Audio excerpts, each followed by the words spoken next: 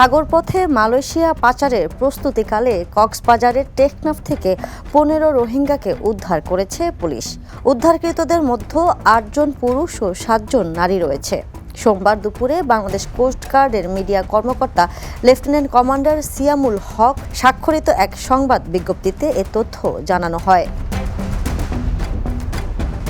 বিজ্ঞপ্তিতে বলা হয়, গোপন গোয়েন্দা তথ্যের ভিত্তিতে জানা যায় টেকনাফ থানাধীন বাহারছড়া কচ্ছপিয়া এলাকার কুখ্যাত মানব পাচারকারী মোহাম্মদ আব্দুল আলী তার নিজ বাড়িতে একটি গুদাম ঘরে কয়েকজন নারী, পুরুষ ও শিশুকে সাগরপথে মালয়েশিয়ায় পাচারের উদ্দেশ্যে আটকে রেখেছে।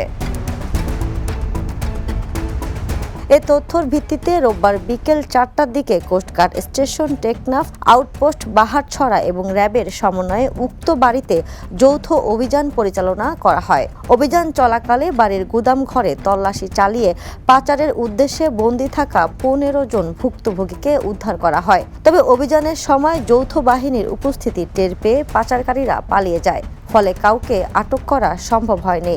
উদ্ধারকৃতদের প্রাথমিক জিজ্ঞাসাবাদে জানা যায়, সংঘবদ্ধ মানব পাচারকারী চক্র বিদেশে উন্নত জীবনযাপনের স্বপ্ন, উচ্চ বেতনের চাকরি এবং কম খরচে বিদেশ পাঠানোর প্রলোভন দেখিয়ে কক্সবাজার সহ দেশের বিভিন্ন এলাকা থেকে বাংলাদেশি ও রোহিঙ্গা নাগরিকদের মালয়েশিয়ায় পাঠানোর পরিকল্পনা করছিল।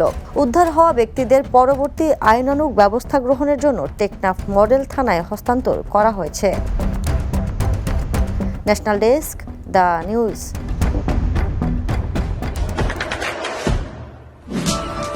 দেশে দেশে সবার সাথে দ্য নিউজ।